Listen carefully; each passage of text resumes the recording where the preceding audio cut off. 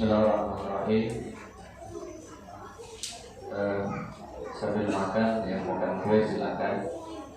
Atau yang ada pula merokok ya silakan Pak. Ya. Tidak ada masalah. Assalamualaikum warahmatullahi wabarakatuh.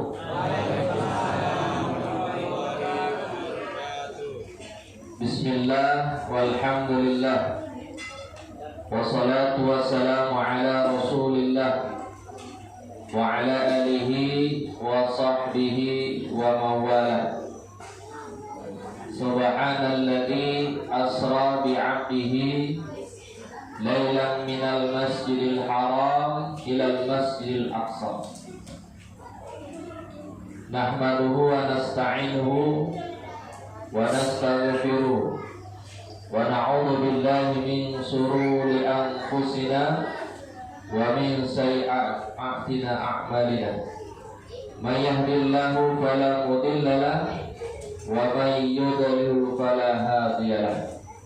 Asyhadu an la ilaha illallah wa asyhadu anna Muhammadan 'abduhu wa rasuluh.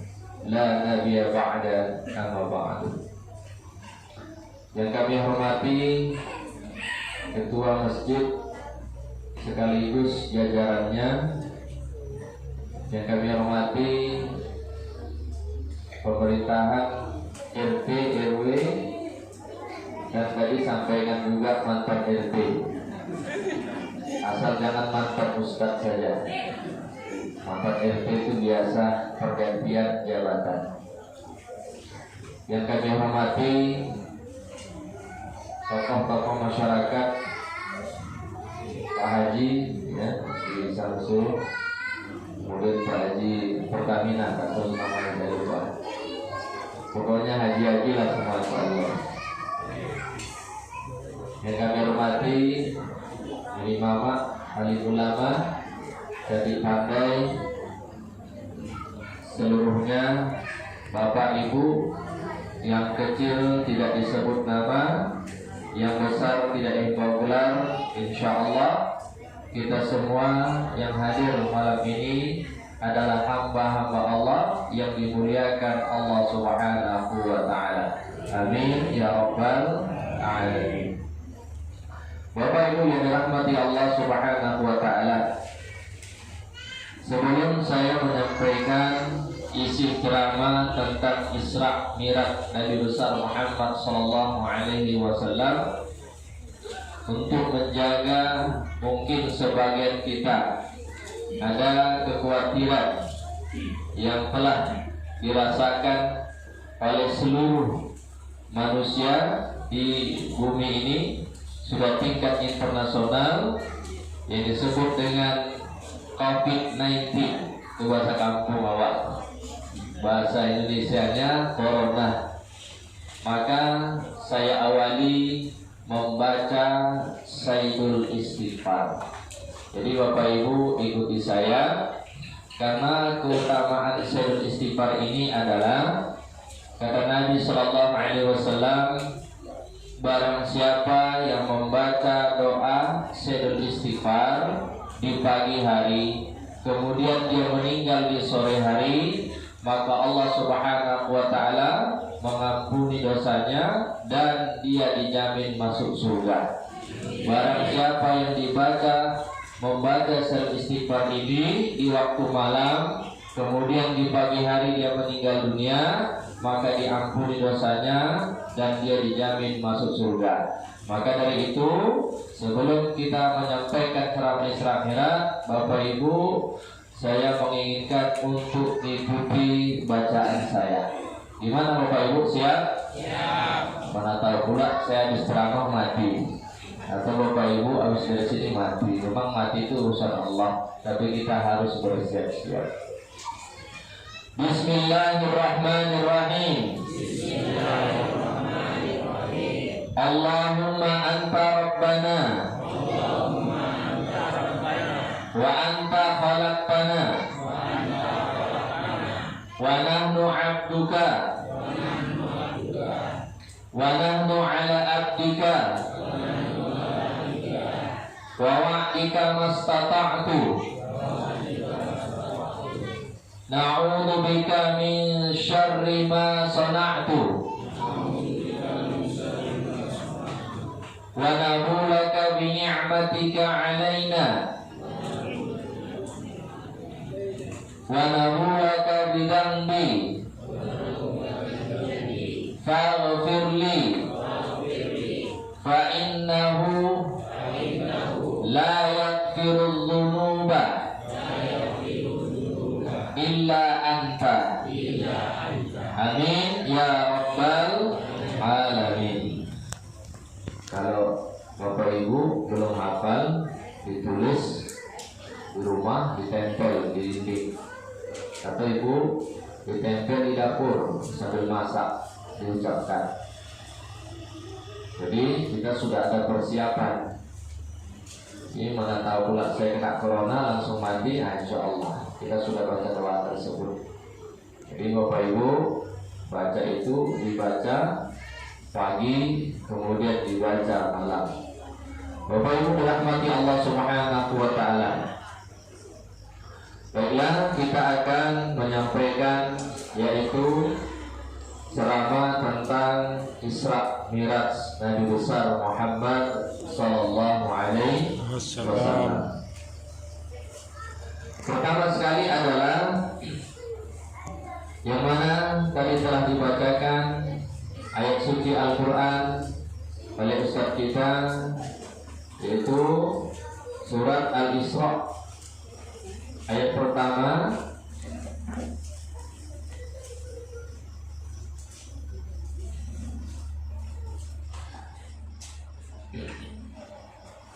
Allah Subhanahu wa taala berfirman dalam surat Al-Isra pada ayat pertama, A'udzu billahi minasyaitonir rajim. Bismillahirrahmanirrahim. Subhanalladzi asra bi'abdihi lailan minal masjidil haram ilal masjidil aqsal ladzi barakna haulahu linuriyahu min ayatina innahu huwas samiul basir. Shadaqallahul aliyyul azim. Bapak Ibu dirahmati Allah Subhanahu wa taala. Dalam ayat ini saya akan menyampaikan yaitu tafsir, yang mana tafsir ini saya baca dalam tafsir Jalalain yang ditulis oleh Al-Imam Abdul Rahman Al-Asyuti rahimahullah. Orang yang tidak percaya akan Isra dan Mi'raj Nabi besar Muhammad sallallahu alaihi wasallam, maka kata Syekh Mutawalli As-Sa'rawi, dia kafir. Nah, jadi kalau tak percaya dengan Isra dan Mi'raj, hukumnya kafir. Maka kita wajib percaya dengan peristiwa Isra dan Mi'raj. Bapak Ibu dirahmati Allah Subhanahu wa taala. Dalam ayat ini Allah Subhanahu wa taala memakai kata subhana. Dan ini hanya dikhususkan kepada Nabi besar Muhammad sallallahu alaihi wasallam. Banyak peristiwa dalam Al-Qur'an, banyak kejadian dalam Al-Qur'an, banyak cerita dalam Al-Qur'an. Jarang sekali Allah memulai ayat itu dengan kalimat subhana. Salah satu contoh, ketika Nabi Sulaiman alaihissalam meminta kepada Allah memindahkan singgasana Ratu Balqis, memindahkan singgasana Ratu Balqis. Ketika itu Nabi Sulaiman berkata, qala ya ayyuhal malak. Jadi dalam bunyi ayat tersebut tidak ada kata-kata subhana. Wahai pembesar-pembesarku, siapakah yang bisa memindahkan singgasana Ratu Balqis? Kemudian ketika itu ada kalangan jin yang bernama Ifrit. Wa qala Ifrit minal jin ana atika bihi qabla ayat antakuma min maqami. Wahai baginda Sulaiman, aku akan pindahkan singgasana Ratu Balqis sebelum engkau berdiri dari tempat dudukmu. Kemudian Nabi Sulaiman tidak mau. Kemudian ada waqala indahu ilmu minal kitab. Kemudian ada di sisi Nabi Sulaiman itu orang yang ahli kitab, orang yang beriman. Dia bermohon kepada Allah, wahai baginda Sulaiman, ana atika qabla ayyartadda ilaika tarfuk. Aku akan pindahkan singgasana Ratu Balqis itu sebelum matamu berkedip. Berarti berkedip mana lebih cepat Bapak Ibu? Berkedip atau bangkit dari tempat duduk? Berkedip. Tapi di situ meminta. Bedanya dengan ayat Isra Mi'raj ini tidak. Nabi Sallallahu Alaihi Wasallam diperjalankan, bukan beliau jalan sendiri. Allah yang aktif, Nabi yang pasif. Artinya apa? Yang bekerja Allah, Nabi terima bersih. Itu bedanya dengan nabi-nabi yang dulu. Bapak Ibu dirahmati Allah Subhanahu wa taala. Jadi inti ayat dari Nabi Sulaiman tadi, lebih hebat lagi orang berilmu, beriman daripada jin. Jadi jangan takut sama jin, apalagi jin dan jun. Ya. Jadi ibu nggak usah takut sama jin. Kalau ibu nampak jin, langsung ta'awuz. Apa ta'awuz bu? A'udzu billahi minasy syaitan. Insyaallah lari terkentut-kentut ya. Karena ibu berlindung kepada Allah. Bapak Ibu dirahmati Allah Subhanahu wa taala. Jadi dalam ayat ini Allah memulai ayatnya dengan kalimat subhana. Subhanallah artinya adalah maha suci Allah. Maka kalimat ini sangat luar biasa. Maka dianjurkan kepada kita ada kalimat-kalimat yang harus kita ucapkan.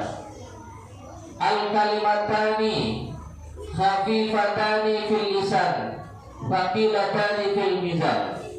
Ada kalimat yang ringan diucapkan, tapi pahalanya sangat besar. Bahkan timbangan kebaikannya sangat besar, yaitu mengucapkan subhanallah walhamdulillah. Jadi kalau Bapak Ibu melihat yang luar biasa, maka kita ucapkan subhanallah.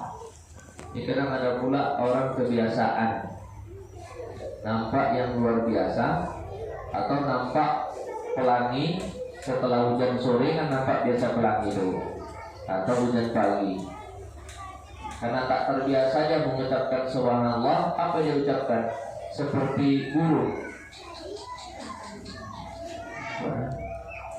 Ada yang gitu Pak ya? Di sini nggak ada misalnya juga. Ya kebiasaan ya Pak. Bukan itu. Jadi diganti subhanallah. Melihat yang hebat, maka kita dianjurkan mengucapkan masya Allah. Ketika kita berjanji, maka kita mengucapkan insya Allah. Apabila kita mendengar saudara kita meninggal dunia, maka kita ucapkan inna lillahi wa inna ilaihi raji'un. Ketika kita berdosa dan kita mohon ampun kepada Allah, maka kita ucapkan astagfirullah. Ketika kita mendapat nikmat, kita ucapkan alhamdulillah. Ketika tidak dapat nikmat, kita ucapkan apa Bunda? Alhamdulillah Bunda. Jadi kalau bapaknya nggak dapat rezeki di hari, alhamdulillah. Besok nggak dapat rezeki lagi, alhamdulillah. Besok nggak dapat rezeki lagi, alhamdulillah ya Bunda ya. Tetap mengucapkan alhamdulillah. Bapak Ibu dirahmati Allah Subhanahu wa taala. Kemudian kita mengucapkan salam, itu juga dikatakan kalimat yang ringan, pahalanya besar. Idza laqaita fasallim alaihim. Ketika engkau berjumpa dengan saudaramu di jalan, maka ucapkan salam. Assalamualaikum warahmatullahi wabarakatuh. Keselamatan atas engkau dan rahmat Allah dan mendapatkan berkah. Jangankan orang yang hidup, Bapak Ibu, menginginkan keselamatan dan ucapan salam. Orang mati pun menginginkan juga, Bapak Ibu. Ada salam, ketika kita ucapkan salam, itu memang tidak dijawab. Ada ketika kita melintasi kuburan. Jadi kalau Bapak Ibu salam lewat kuburan, itu nggak ada jawaban. Kalau ada jawabannya, saya duluan lari. Ya. Maka kalau melintasi kuburan itu kita ucapkan salam. Assalamualaikum ya ahli diyar, minal mu'minina wal mu'minat, minal mustaqdimina wal mustakhirin, wa inna insyaallah lahikum. Keselamatan penduduk-penduduk yang ada di kuburan, keselamatan bagi orang-orang yang beriman, baik perempuan dan laki-laki.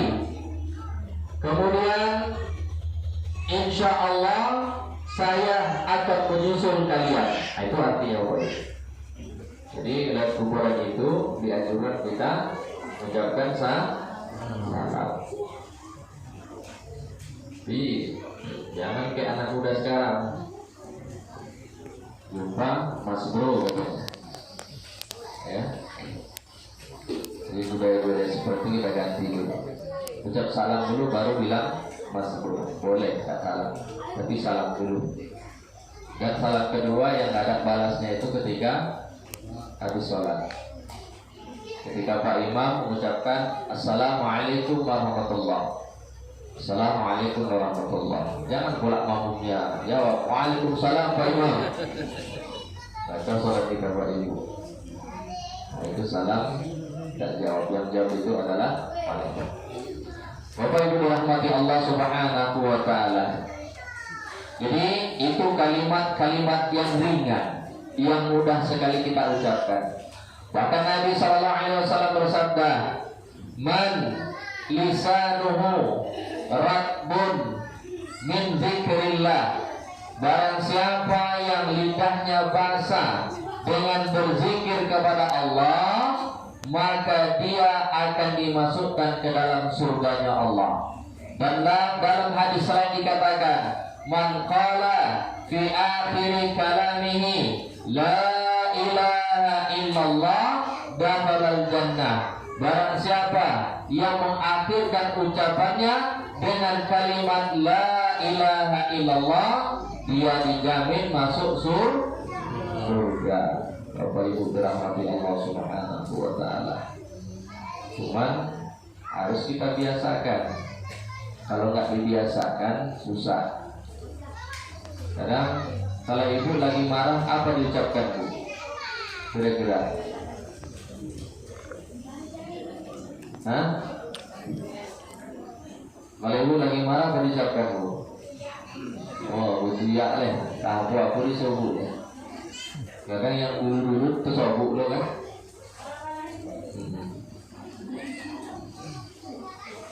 Maka cepat kita ucapkan istighfar.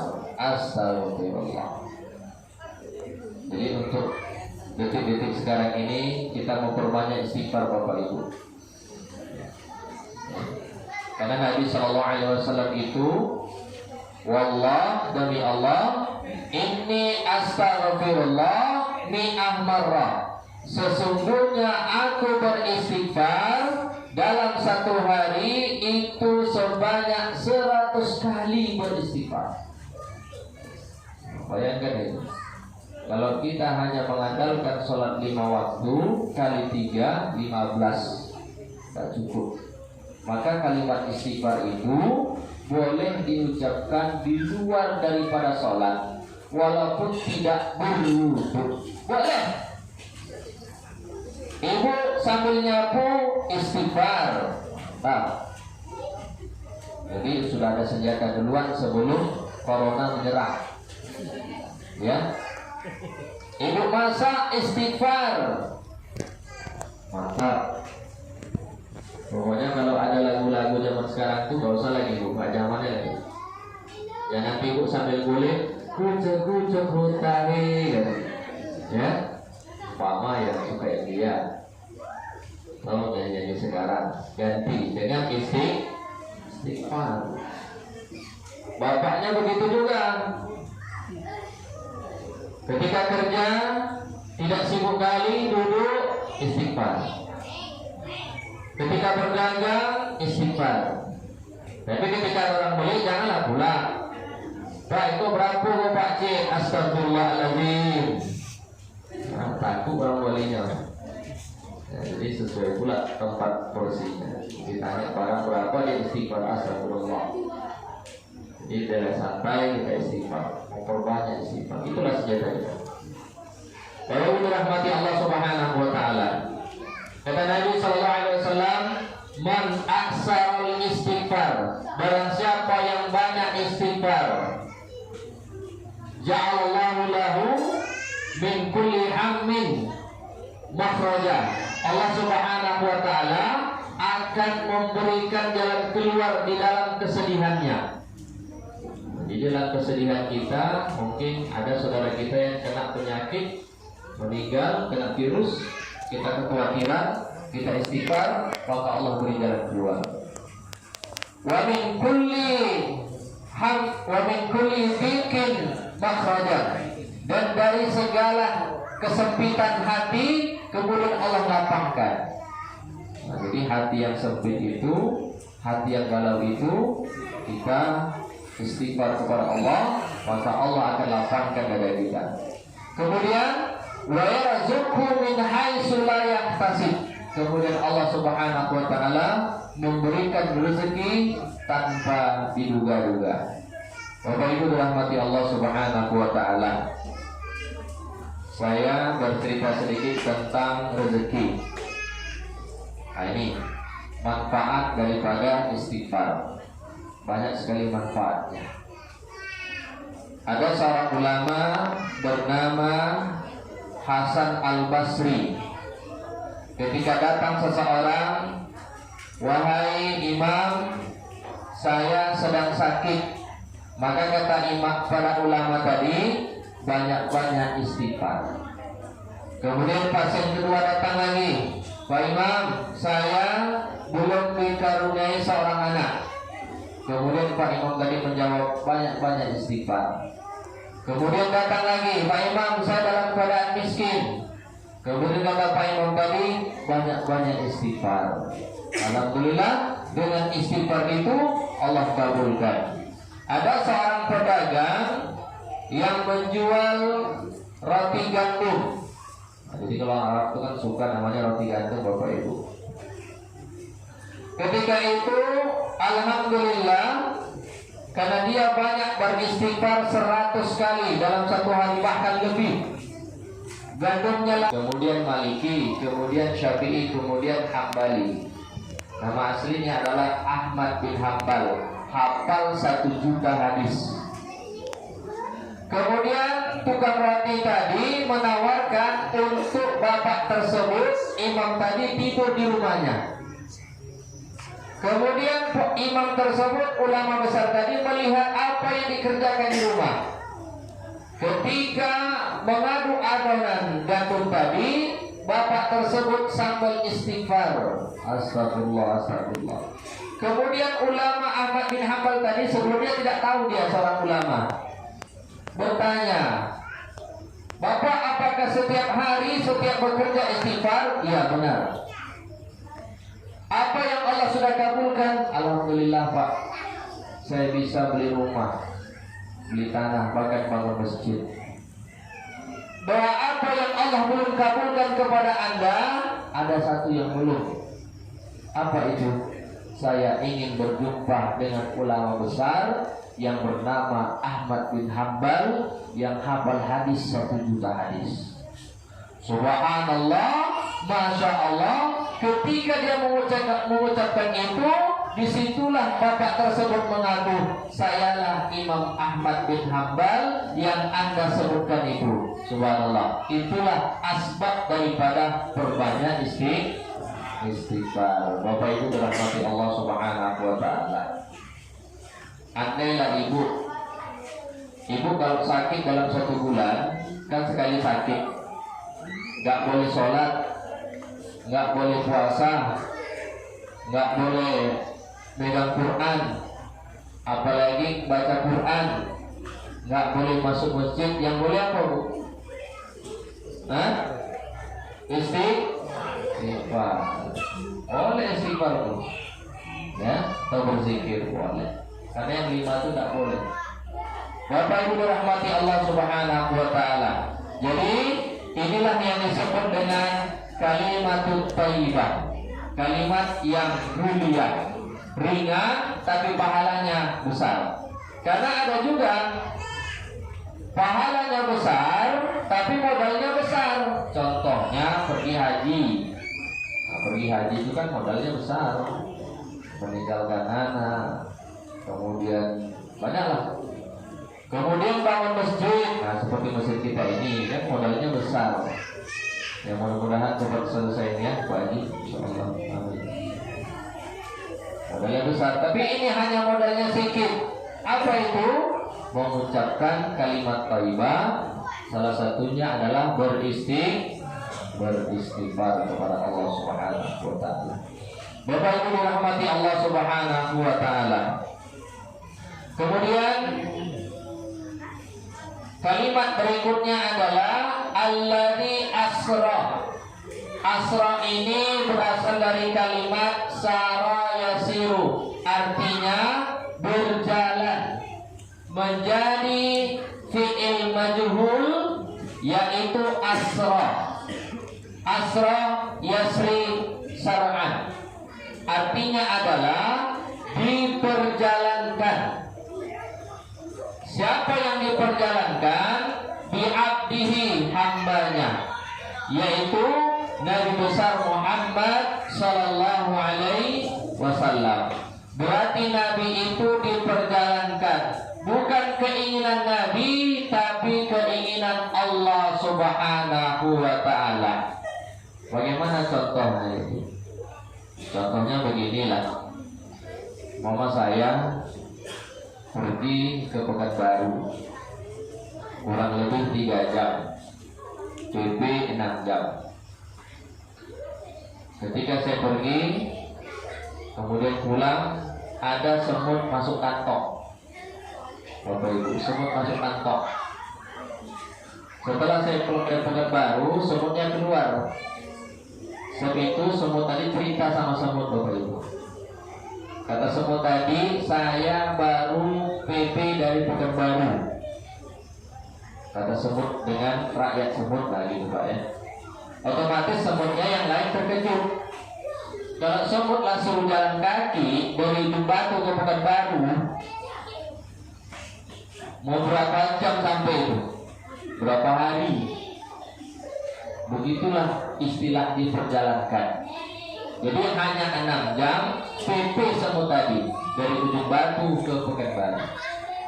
Nah, jadi Nabi ini diperjalankan Allah, bukan Nabi berjalan, tapi diperjalankan. Jadi Nabi terima bersih dari Allah Subhanahu wa taala. Kemudian lanjut kalimat berikutnya, bi'abdihi, dengan hambanya. Mungkin timbul pertanyaan, kenapa tidak Muhammad? Kenapa kok tidak Muhammad?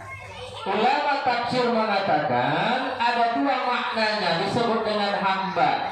Yang pertama sekali, Nabi Muhammad SAW diperjalankan dari Masjidil Haram ke Masjidil Aqsa, kemudian ke langit pertama, kedua, ketiga, keempat, kelima, keenam, ketujuh, sampai ke Siratul Muntaha, sampai di bawah arasnya Allah, kemudian pulang lagi. Itu dengan jasad dan ruh, ya, dengan jasad dan ruh. Kalau hanya jasad saja berarti mayat. Bapak Ibu. Kalau jasad nggak ada ruh apa namanya?